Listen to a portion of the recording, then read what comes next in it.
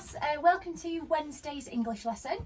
Okay, so today we are going to be having a look at using those features that we looked at yesterday in our plan, and we're going to use those in our letter today. So we're actually going to be developing an independent write, a piece of writing based on the letter, okay?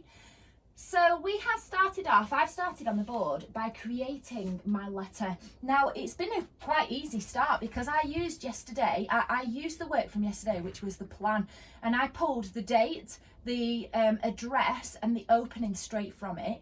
And then I stopped there because I didn't want you guys to have too much. Now, if you remember, an independent write, it's not where I write it and then you, adapt things and change things. I want it to be solely your work, and I want to see how well we're going to do with this. So we've developed a success criteria, which I'm going to go through at the end, and I'm just going to read the start of my letter. So you can see that at the start I've got Mrs. Ramsbottom as her address, because I am Mrs. Ramsbottom, I'm writing a letter and I want the zookeeper to write back to me, so he needs to know my address. So I've got my address up here. Take note of the punctuation like we've looked at before and the alignment of it all at the edge of the page, okay? Once I've done my address, I've then done the date, because the zookeeper needs to know whether I wrote this yesterday or 3 years ago. Obviously, if it's 3 years ago, it's quite irrelevant. So that's why we need to make sure that we include the date, okay? Then if we go below that line and across, you can see that I've started Dear Sir or Madam. Now, when we looked at this yesterday, we looked at, when we use Dear Sir or Madam, how we end the letter. And I made sure that I put that on my plan so that I knew how to end it properly.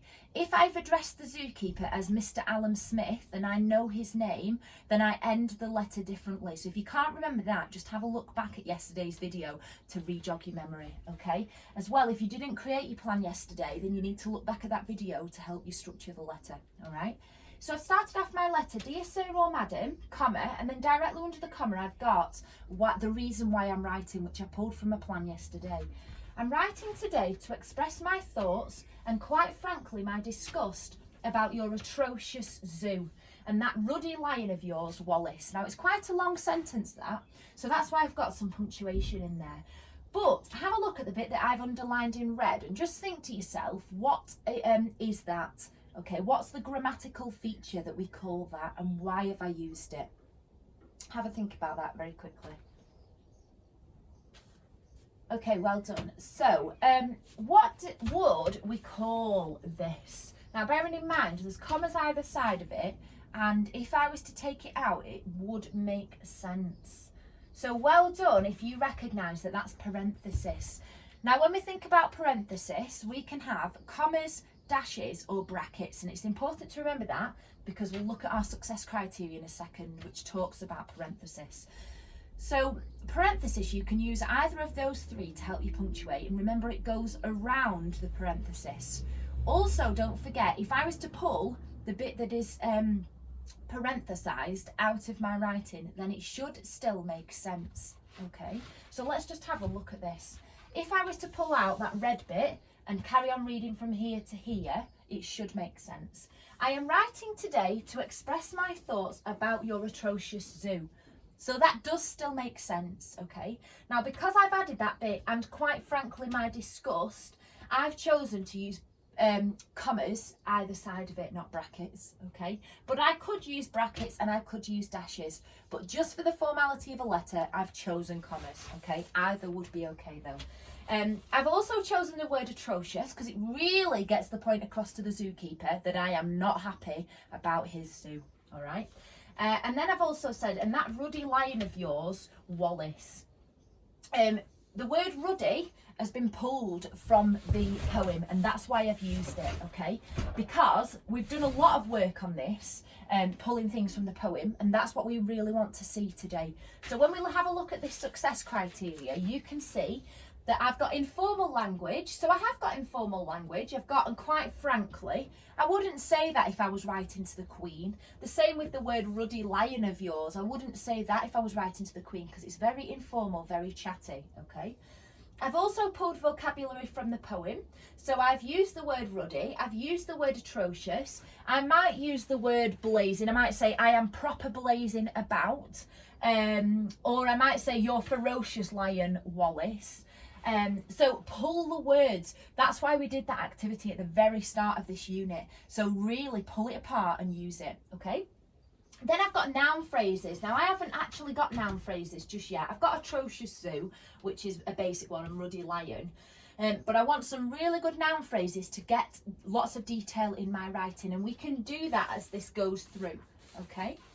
Then I want parenthesis, which you can see I've done here. That doesn't mean I want a bit of parenthesis in every sentence, because there is a thing as too much, okay? So just 1 or 2 bits of parenthesis. If you prove that you can use brackets or dashes or commas, then that's good. That's going to help me when I'm highlighting your objectives, okay?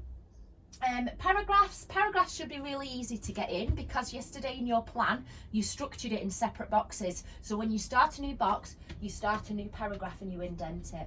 And then finally, our year 5 and 6 spellings. Now your year 5 and 6 spellings, there are a variety which are on Spelling Shed, as you know, so hopefully we've gotten to grips with that. But also I've included a few here which I think link quite nicely to the poem and to our letter. So I've got the word nuisance, so what the lion was a nuisance.